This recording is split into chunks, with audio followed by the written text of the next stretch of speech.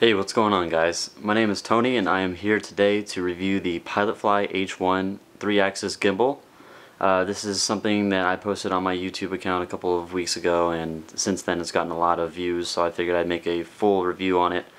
I've finally gotten the chance to mess with it a lot, and with the video I made at first I didn't really have much experience with it, kind of just threw it on and went outside.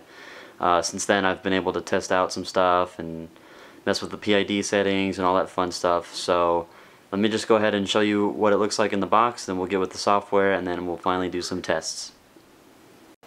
So when you first open the box, it's pretty straightforward. It's already got a nice foam pad right here. It's already built in, ready to go for the system and all that stuff itself.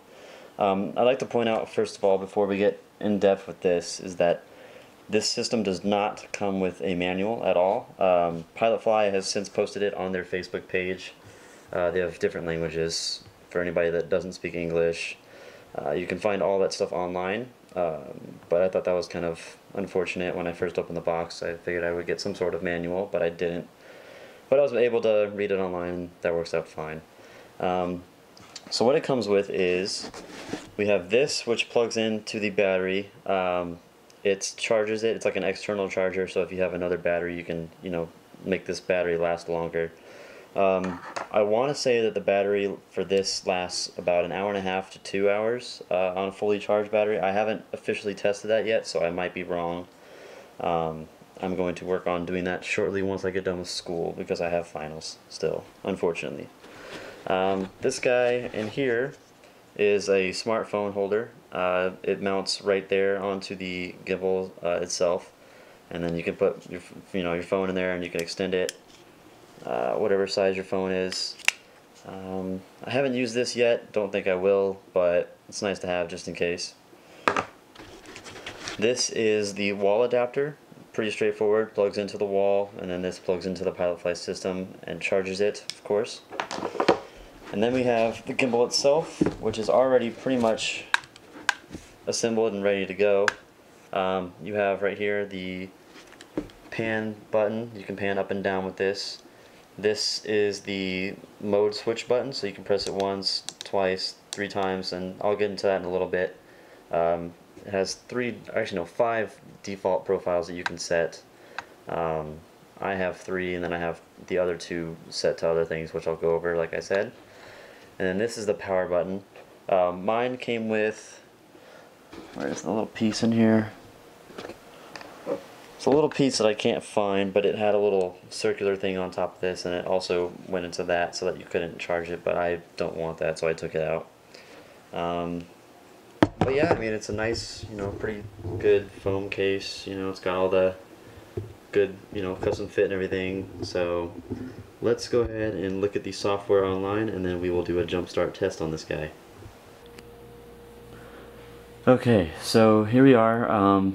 Now I have, this is my current setup. I kind of went and rigged it out a little bit. I have a little Manfrotto small mini tripod mount, and then below that, above that, I have the bracket, which is going to hold my light, possibly if I need one, as well as my Panasonic microphone if I need one, and then hopefully sometime down the road a monitor. And then I have my Panasonic GH4 with the 12-35 lens mounted right now. I only have 3 lenses for the GH4. I have the 12-35, the 25mm, and then the 12mm SLR Magic. I have successfully mounted the 12-35 and the 25mm. I have not gotten a chance to mess with the SLR Magic yet, especially since it's a lot heavier than these lenses, so hopefully one of those days I'll be able to get that one done. So it's very easy to balance. I know I had a lot of questions asking me how is it compared to the Nebula, how is it compared to the Glide Cam. This is my first 3-axis gimbal. I had a Glide Cam and I could not figure it out to save my life. Spent hours and hours and still could not get it to be perfect. So I was able to do this guy in about 10 minutes, and then once I did the settings, I can do it very easily, about 3 or 4 minutes now when I change lenses, so that's very nice. So it's pretty simple to calibrate and do all that stuff. There are 3 main things that you have to adjust. This is one of them, the bottom one, and there's this switch right here, which I forgot to mention comes with a standard Allen wrench on the kit here. It's in there. It put it somewhere else, so my bad on that. So you have this one. You also have one right here, and then another one right here that you need to adjust in order to make this thing balanced. So I'm just going to go ahead and do it really quick while we're at it. So you want to try to balance it, you know, where it's going staring straight at it, which right now it's going down, so that means it's top heavy. So what I'm going to do is I'm going to move this back a little bit, and let me just do it so I can just get it done really quick. And it's still a little bit too much. Move it up a little bit, and that's pretty good. So I'm going to go ahead and tighten it.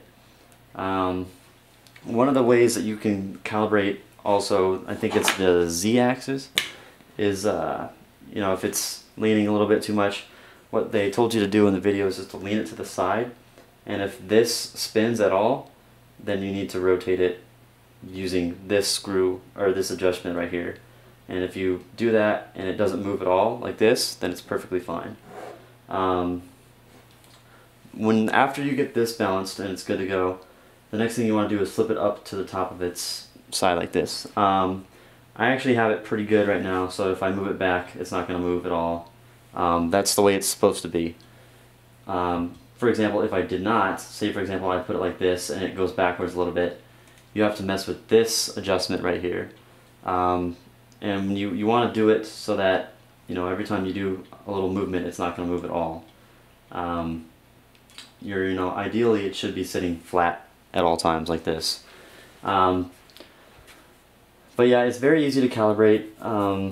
When you plug it into the computer, Pilotfly actually released many different settings for, you know, different cameras, such as the A7S, one of the new Olympus cameras, GH4. So I actually used the settings that they provided to do this 12-35 lens, as well as the 25mm lens. The motor settings I did not use for what they recommended. Like I showed you in the software, I just did the auto calibration, which some people say you shouldn't do, but I did that and it worked out perfectly fine. So I'm going to go ahead and turn it on. And so now we're good to go. Now you can, you know, do different modes like this.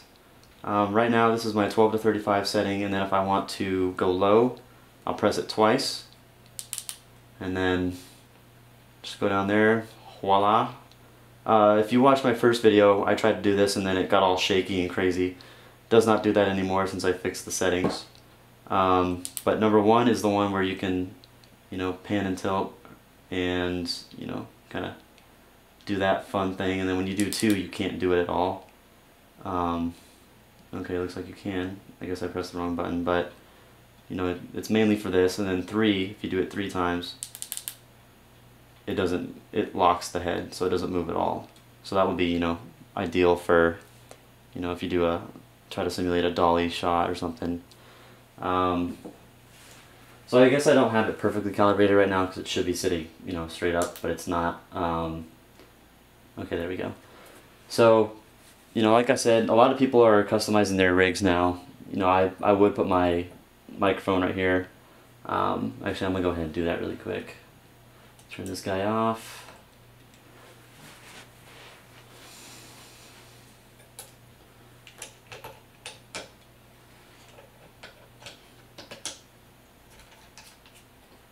So obviously, since this microphone's a bit longer, you have to kind of be careful that it doesn't get in your shot. I've noticed that a few times, that it is in my shot a little bit. It seems as though that this doesn't mess with the calibration too much, or the stabilization. So see, you know, it's pretty good now. I can kind of do that, but you have to be careful. I guess I probably shouldn't have mounted it right here. You know, obviously you don't want it to hit the side. So let's go ahead and do some test shots now. Okay, so here we are with the simple BGC GUI software that's used for the Pilotfly. It's also used, I believe, for many other different gimbals, such as the Nebula and whatever else. Like I said, this is my first gimbal, so I'm not too familiar with, all the other ones like the Nebula and the Came 7800 and all that stuff. So as far as comparisons on that, I can't exactly give you the greatest. So sorry about that, but my poor little student self can only afford so much. Someday I will get more stuff and hopefully review all of that, but not right now. Anyways, so this is the setup. It's pretty straightforward. You have your basic, advanced, IRC settings, service, follow mode, pretty much all the stuff you would need. Real-time data, this is it tells you how everything's looking, and you can click on and off to see the different data while it's going real time.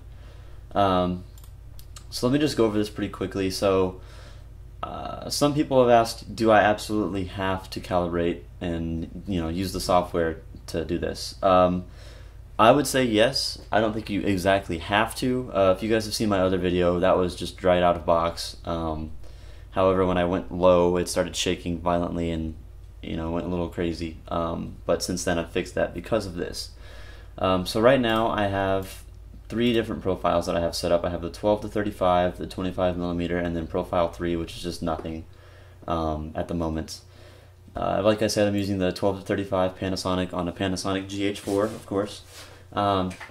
So these over here, the roll, the pitch, and the yaw, these are all the recommended settings from Pilotfly.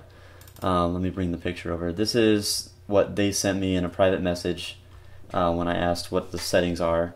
So I just put them in accordingly. However, I would not recommend messing with the motor configuration because everybody's things are different. The PID controller, I would say, go with what they say, but this is one of the things that I said you have to auto. So with this, I just clicked auto, and then the Pilotfly system itself started moving. Actually, let me just go ahead and do it really quick. Let me get my other camera turned on, and I'll show you how that looks, just in case you haven't seen it before. Alright, the other camera is live, so you just press auto, and then it should start doing some stuff on the camera in just a moment here. Let's see.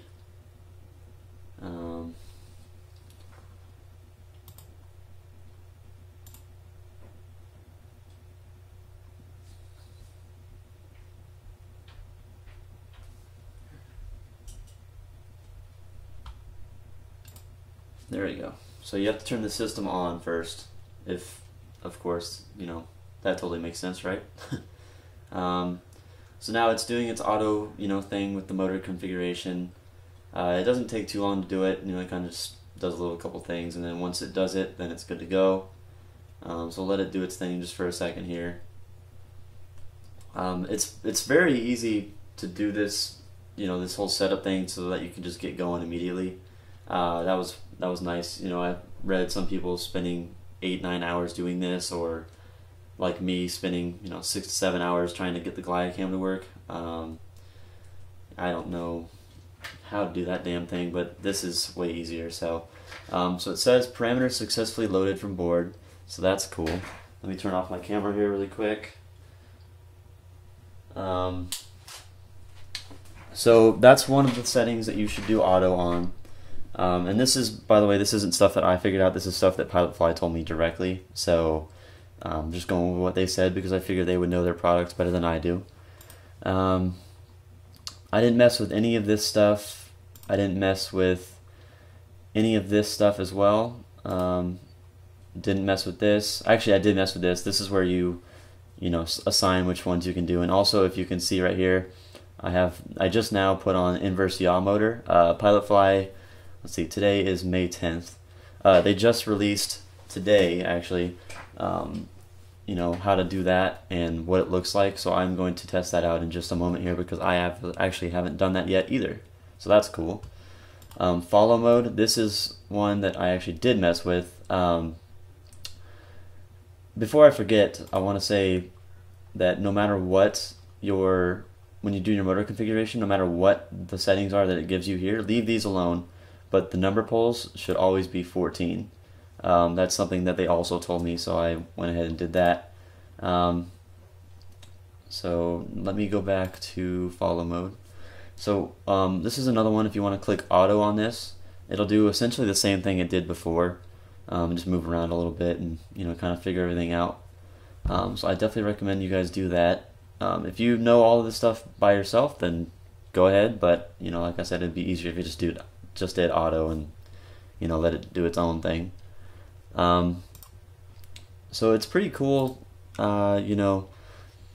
With the profile things, like I said, you can load different stuff on there. Like here's my 35. Let me just bring over this folder here for you. So I have the GH4 12 to 35. That's what I have set up, and then the 25mm lens. They said the same thing. This is the settings, and then I don't think I did auto on this one. I think this is actually what somebody else did. But I would still recommend doing auto and leaving the number pulse to 14, like I said earlier, just in case. Here's the manual. This is the older version. They actually just released a newer one a couple days ago. I haven't gotten it yet, but I looked at it and it looks pretty close to the same. It's 13 pages on a PDF document. It just goes through, all the different stuff, like the, what each thing is, which probably I should have looked at before I started reviewing it and calling each thing a thing. But sorry. Here's the battery thing I was talking about. You can connect it to an external battery. It tells you what type of battery it is over there. This is just a quick setup guide on how to install and balance. Talking about the software, and then the updated page now. It has the 12 to 35 settings as well as a couple other different lenses and cameras over here. I think it's just like one or two different ones. It's nothing crazy. However, my Facebook group that I'm in, that maybe some of you guys are in, I'm hopefully going to try to get everyone to post their settings in there. That way when new people come in, we can all just put those in and just go to town and start filming, making some cool stuff. But yeah, and it's pretty, like I said, I think it's written, I don't know, you can obviously tell that it's, whoever wrote this is not perfectly good at English. They might have just had some guy that speaks English mostly from China or something, I don't know, Japan. But it's pretty good, for the most part.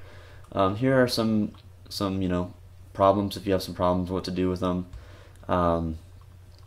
That helps out a little bit. But let me go back to the stuff. I definitely recommend either getting from me or from somebody else the profile 1, 2, and 3. These are the default ones that the system came loaded with, so that way if you mess up stuff, you can just load them back in the software.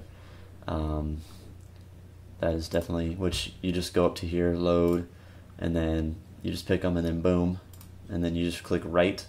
And that's the same thing that you do with everything. Whenever you mess with any sort of setting, make sure that you write it. That way you don't do something and then just not write it and then it just didn't save at all. So let me go ahead and end this. I'm going to turn off the motors. Don't really absolutely need those on unless you're doing the auto configuration. And even then, some people have said you don't have to, but I just leave them on just to make sure everything's right. So let me just go ahead and disconnect the system, and then now I'm going to get off of the screen capture. So now we're going to do some tests. Okay, so now that I've got it balanced and everything, let me just go ahead and turn it on really quick. So now we're good to go. Right now I have it on mode 1, so it's gonna rotate whichever way I want it to. You can change, like I said, you can change these settings in the software. That way, if you turn faster, it'll go faster than this. Same thing with pitch and yaw and all that fun stuff. I have my setup like this. I'm gonna turn it off really quick. I plan to put the microphone, which I'm going to do in a minute, on this, and then maybe later on down the road a monitor. I want to get a better rig than this, because this isn't exactly the most stable thing, but it does for now on a budget. I will link each of these things that I bought in the in the video. I bought all of them off Amazon. I think this bracket was like $8 or like $5, something like that. This was like $8, and then this tripod was about $24.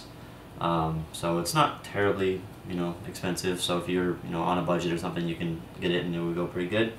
Let me go ahead and turn this guy on. So we're in mode 1 right now. Actually, no. Let's see. Now we're in mode 1. And then mode 2, you can, one second.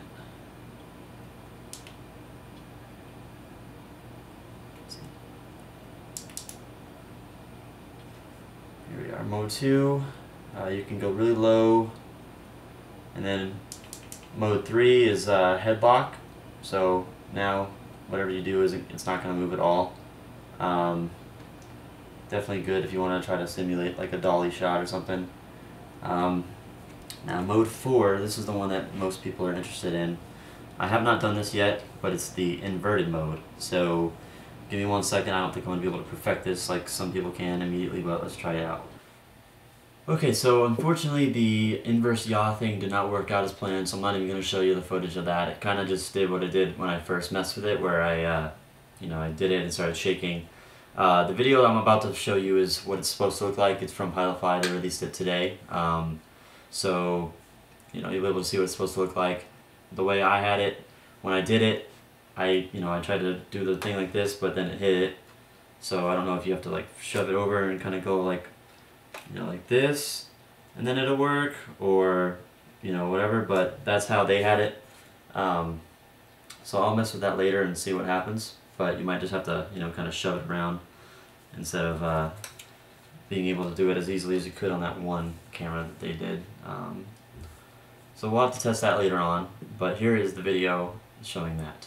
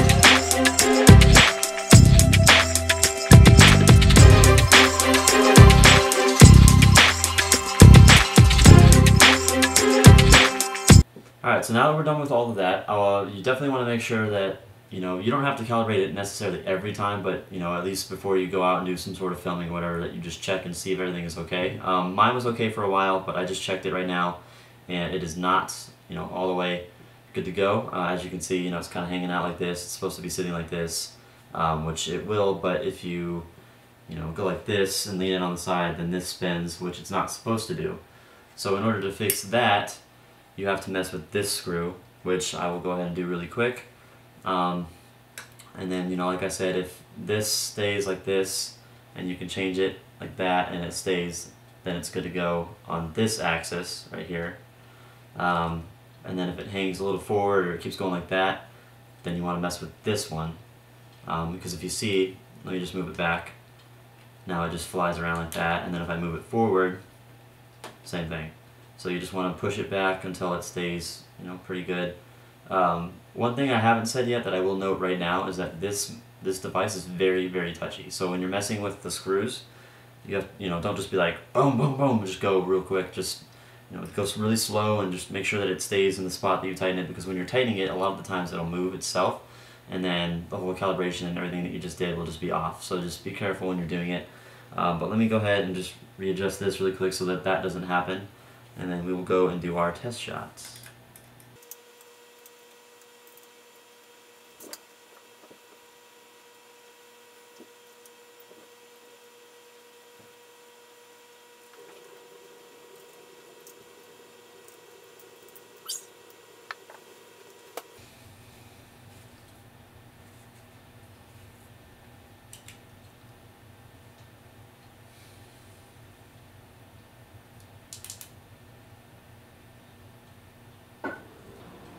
Alright, so it looks like we are good to go. I'm going to be testing mainly the mode number 1 and then mode number 2, which is this one. That way you guys can see that. So let's go and have some fun, shall we? Alright, so now that we got this thing calibrated, the ACC is ready to go, everything's good, let's go ahead and take it for a test run. And I'm going to go over a couple of tests that I did in the first video, as well as some of the other ones that people have asked for over time. So let's go ahead and do it.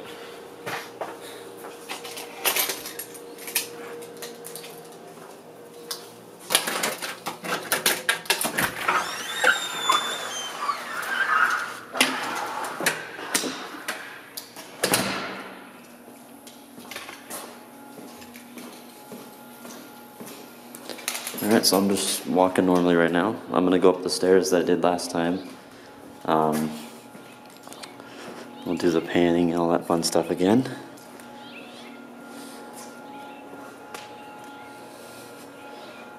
So this is just walking.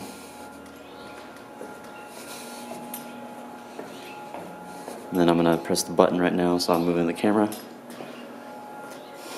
And then move it down. Let me fix this really quick.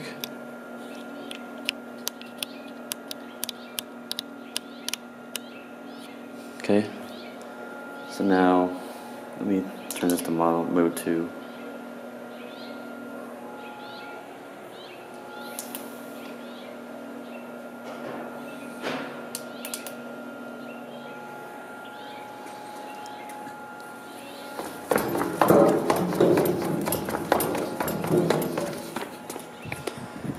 Alright, so that was mode 2. Let me do the same thing. I'm going to go lower this time.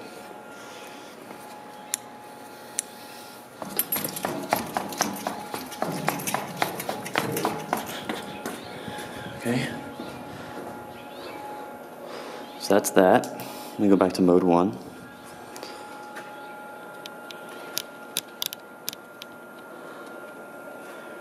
Alright, so this is going to be the sprint test, number 1. And let's try it out. This time I don't have my flip-flops on, so I can actually sprint down this hallway.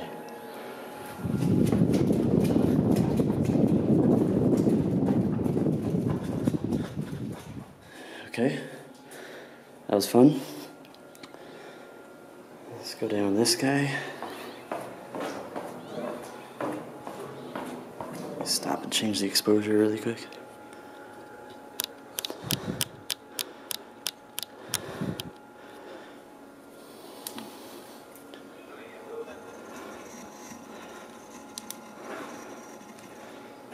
There we go. Okay. Well, let's just go take a walk.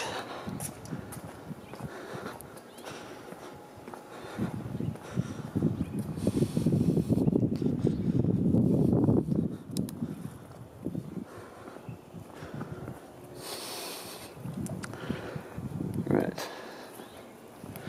I'm gonna take some more walks here. Let me switch to mode 2 so that I can go low again.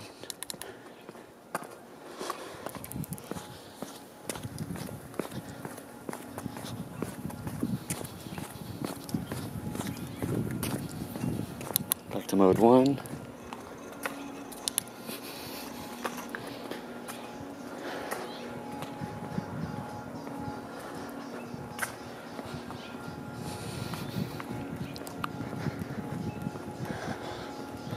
Let's do a test, go up the stairs here.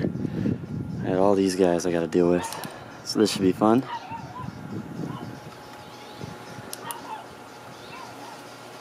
Here we go.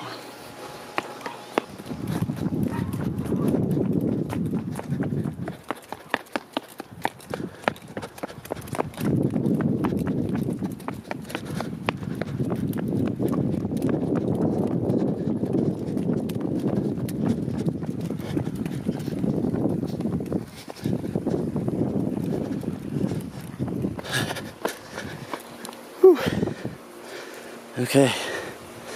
That was definitely a workout.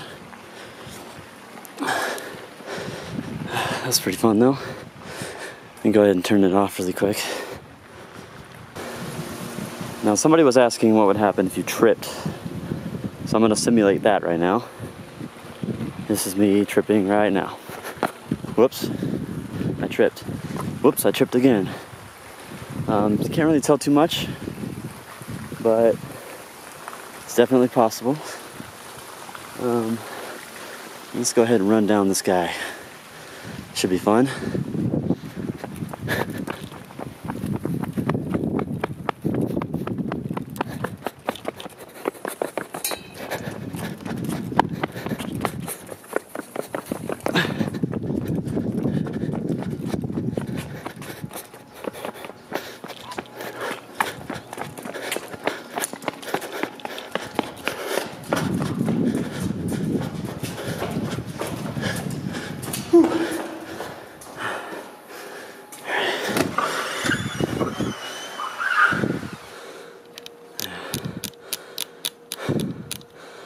Welcome to my home abode.